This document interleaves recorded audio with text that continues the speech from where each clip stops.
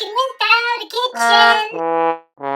Hello and welcome back to another edition of Cooking Hello Fresh with no kitchen. True story. Today I am making a mess and I am also starving right now. It's 3:23 in the afternoon. I haven't eaten anything.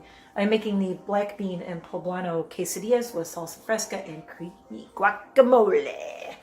I have my little setup here. As usual, this is where the magic happens because I have no sink. I have no countertops. But, uh-oh, I think I moved my camera and now you'll be able to see what I'm doing. There we go. I can't wait till I have my kitchen because it's really, really hard to film this. I have my camera, which is really my phone, on a tripod on top of the new dishwasher that is still in the box because we have no countertop, clearly. Oh, if you're new, welcome back to my channel. I like knives. I like sharp things. I do all kinds of crazy stuff here. This is new. I just started getting HelloFresh and my husband is not thrilled about it. He's like, do we need another subscription service? But he's not in here, so I can say that. But every time I get something and I make it, he really loves it. So, yeah. So I don't know why he needs to complain about it. He does not like green onions, but I do, so I'm cutting all these up. How you been? Oh my God, I need a potato masher. I really screwed up because I didn't get it said bust out. I didn't do any of this. This looks really good though. Prep time 10 minutes, cook time 25, calories 860. So I just started doing HelloFresh last week. As I said, husband not exactly thrilled. He doesn't like that I don't know. He's like, why do we need another subscription service? And I said, well, I'm just trying it. I can cancel it anytime if I don't like it. For one thing, after being together for 21 years this year, I love to make all different things. I love to experiment with food and try new things. And lately I've just been feeling really stuck and kind of like, I don't know what I want to do. So this is great because I'm trying things like if you watched my barbecue pineapple whatever pizza thing, I'll put a card up here. If you watch that was something I would have never made on my own. Okay, so I have my poblanos, I have my scallions, separating whites from greens. The whites are over here, so I'm going to do those here. I did that right this time. The last time I just kind of mixed them all together. This time I am actually separating the whites and the greens. I was saying in a comment to Mary on one of my other videos that I am not good at following directions, especially when it comes to food, because I like making my own recipes. I like making things up as I go. I like to do my own thing. I don't like somebody going, hey, this is how you do this. And I'm like, well, I don't want to do it that way. So I am trying to follow the directions. We have our poblano, we have our scallions, and those are separated. Zest and have lime for 4 servings. Zest 1 lime and have both. Okay, so zest and have lime. Do you know how to zest lime? I do, but here's what I'm worried about. I don't know where my zester is because I packed up my whole kitchen. I'll be right back. Let's pause. Okay, I'm back, and I got everything together now, so I've got all my supplies, so I have to keep going back and forth. I'm also supposed to dice this tomato, so let's do that really quickly. I always give the tops to my chickens because they love tomato. So I was able to find my citrus zester, which I'm really excited about, and I found my other knives because this is not my tomato cutting knife, but it'll do. But I did find my box with all my knives in it, so I know where that is now as well. So when I do more cooking, I will be able to find that. Ugh, this is like the worst knife for cutting tomatoes. I believe the best knife that I have found for cutting tomatoes, go ahead and laugh. It's a Guy Fieri knife that I bought online from the Food Network, and it's specifically for cutting tomatoes. And I have had that thing for, God, I want to say at least 5 years, maybe more. I've had that thing a long time, and that is the single best knife for cutting tomatoes. It never has gotten dull. I love it because it has it's black and red and has flames on it, so, you know, that's kind of cool too. But I don't know if you know everything he's done for the restaurant industry. since the pandemic started, and if you don't, you should look it up. He has done more than anyone in this country to help out restaurant workers that were really negatively impacted in the restaurant industry so that they can survive and get money, and it's amazing what he's done. So really impressive. Okay, so now we have green and white onions over here. Here's our poblanos. Here's my tomatoes. I have the spicy mix ready to go and the black beans. We are on zest and have lime. We're still on step number 1 prep. Do you know how to zest a lime? Let's do it. So I have one of these. This is a citrus zester, and it's got these little holes in it that are sharp. And I'm not going to do a lot of this, but you just kind of go across the skin and you scrape it. And my citrus zester is a little old. I really need to get a new one. But you kind of pull it across the skin. Kind of hard to see with my camera, I'm sorry. I'm not going to go crazy with this because I don't want that much lime on this. But what you're doing is you're trying to get the zest off like so without, and see how I scraped it across that? You want to get it off of there. It smells so good. And it releases all the oils in the skin. And it is very, very, very, very, very, very aromatic. It smells great. I'm not going to go crazy and do the whole lime. Oh, she can smell this. So there's my zested lime. And there is the zest. Yay. Now we can cut this little guy in half. This is my favorite squeezy. I got this on Amazon. I looked everywhere. These things, I don't know, they're just a pain. This one is the best that I found. So that goes in here. Little holes are on the bottom, and then we just go squeeze. And there's the juice. This is a little tiny lime, not a ton of juice. And then I flip it around and I do both sides. And then I get all the juice out. I don't only squeeze it one way. I put it in there, flip it, and then that thing is history. We are squeezing, zesting lime. I'm doing the whole thing because I'll use it for something. And then we're going to be cooking the beans. So I'm going to start heating up this butter over here. Let's put this on low. Flip this over, squeeze it some more, get all the juice out. There we go. Lime juice. In medium pot, combining beans and their liquid. Let's see if I can open this without making a mess. So we're going to rip these open. And in the pot, I already have salt and pepper, and I have butter. The beans and the liquid are going in here. Wow, that's a lot of beans. This is going to be a really good, like, healthy little lunch. Get in there. There's one lone bean. There it is. Okay. That's done. Keep this to throw my garbage in. Dropping things everywhere. Okay. So I have beans, butter, salt, and pepper, and I'm supposed to add the Southwest warm and smoky spice. Okay. Should I just put it all in? I'm going to put it all in. Okay. We want some flavor. There's nothing worse than black beans with no flavor. If you don't like beans, and I didn't for a long time, you're probably not flavoring them very well or correctly. Reduce the heat to medium after they're boiling, and then simmer uncovered for 5 minutes. Then mash with a masher or fork until mostly smooth. Continue. So basically what raking is kind of almost like a refried bean kind of consistency, but I have to cook these first. So it's going to be 10 minutes of the cooking is cooking these beans. Meanwhile, heat a drizzle of oil. Okay, now I need got my trusty cast iron again, and we are going to heat up some oil. We're supposed to cook the veggies. Drizzle of oil in that's more than a drizzle. Whoops. All right, that's a lot. That's okay, it's a very large pan. Heat up drizzle of oil, and we want to do poblanos, salt and pepper. Well, I put that away because I thought I was done with it. 5 to 7 minutes, scallion wipes. Wipes? Scallion wipes. Could you imagine scallion? My kitchen smells of scallion. Make salsa and mix. Oh, we're making a salsa, y'all. I get it. Why did I not understand that when I was doing all this? Okay. I'm kind of getting it now. I'm going to pause for a second while this heats up and that gets going. I'll be right back. And I found my potato masher. So we are bringing to a boil over medium-high. Yes, we have that. I think this is ready. Poblanos are going in here.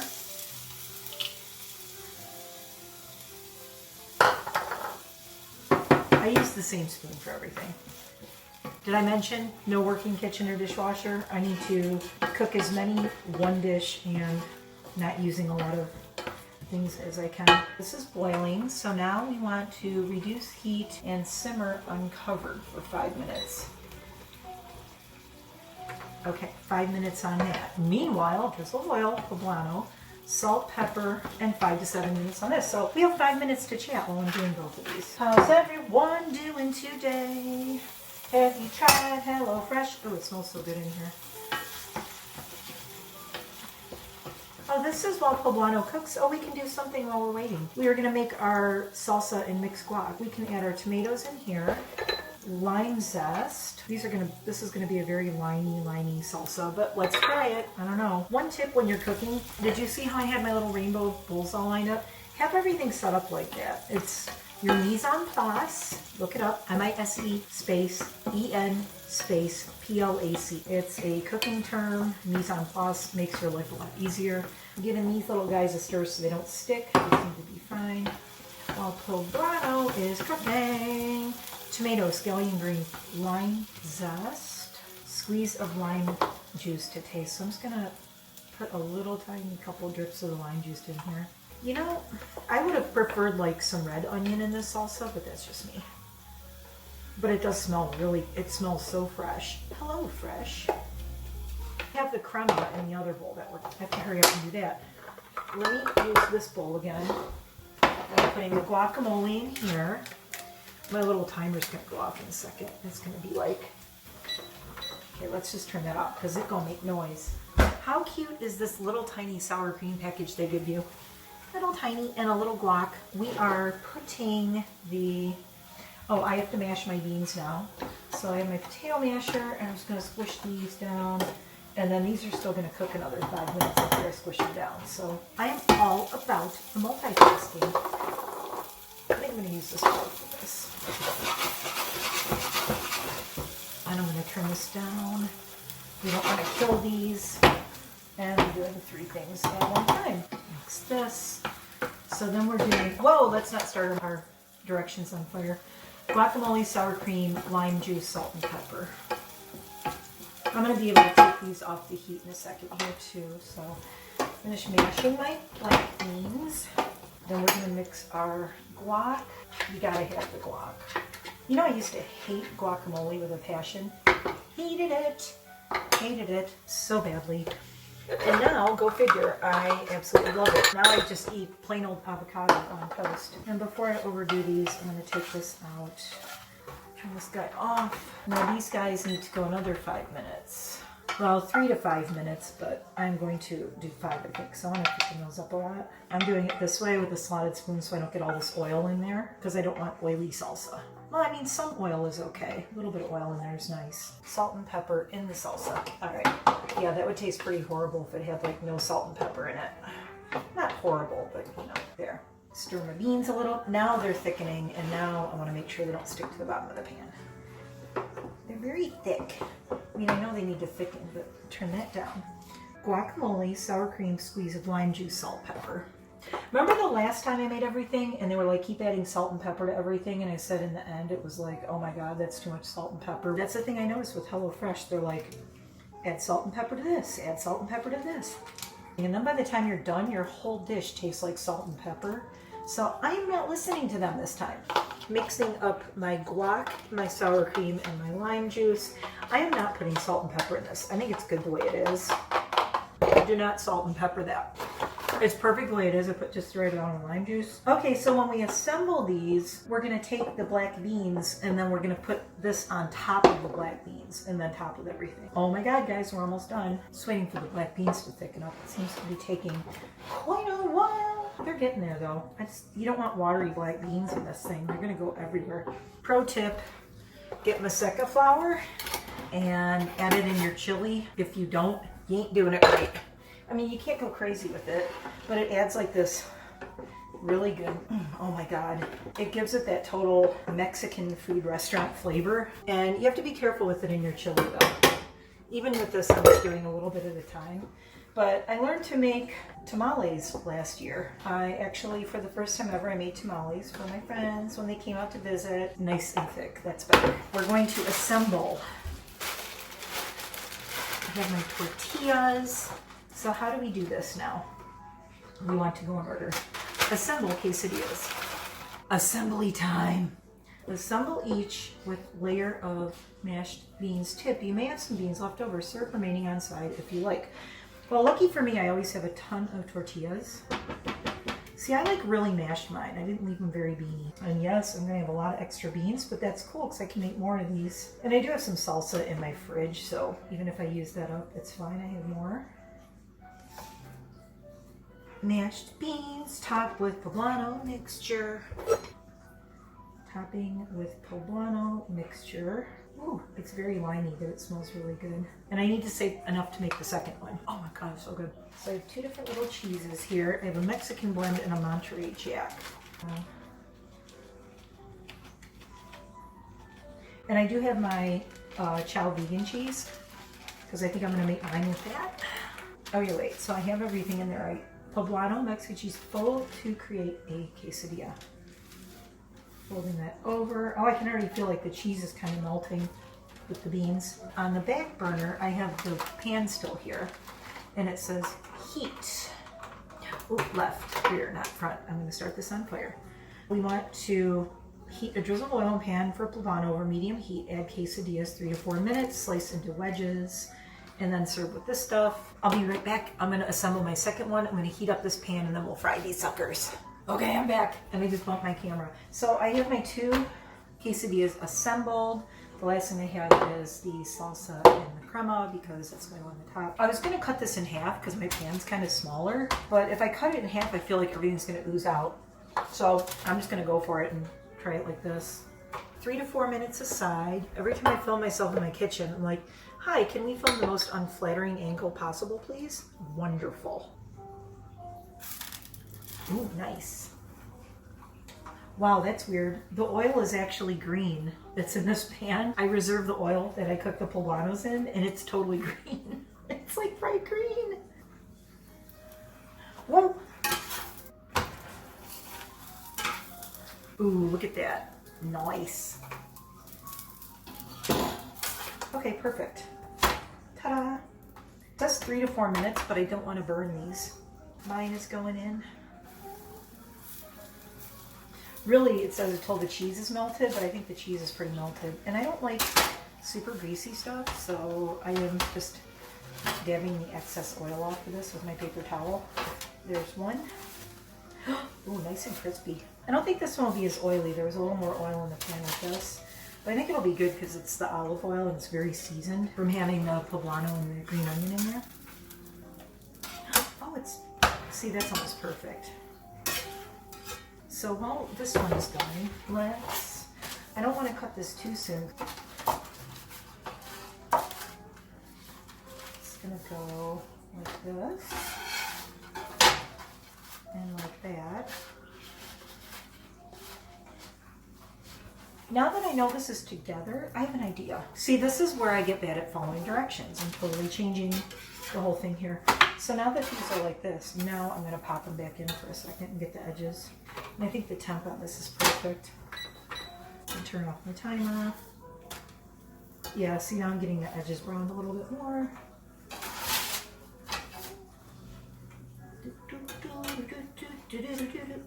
And I'll cut this one. Because now that it's kind of together, I can cut it and not have to worry about everything squeezing out into the pan, which is nice. Oh, that's perfect. This one's mine. I'm letting these cool a little bit. See, I do have some cheese oozing out of this one. That's done. Ah, hot knife, hot knife. I'm just gonna do one so you can see it, and we'll call it a day. So we're gonna do this, and turn that off, and throw some salsa on the top with a little bit of the crema. And ta-da! There she is. She's all done. I lost the thing. And then I put a few more tomatoes on the top. Let's make it fancy. There we go. okay. I mean, I could probably put more crema and everything, but black bean and poblano quesadillas, salsa fresca, and creamy guacamole. Keep in mind, if you are vegan, this has sour cream in it. It has dairy, so it's not. You could use the tofutti or a different kind of vegan sour cream and the vegan cheese in it. So it's pretty easy to get HelloFresh and veganize it. It's easy for me because I live with a vegetarian, so he just gets all the stuff that's the dairy.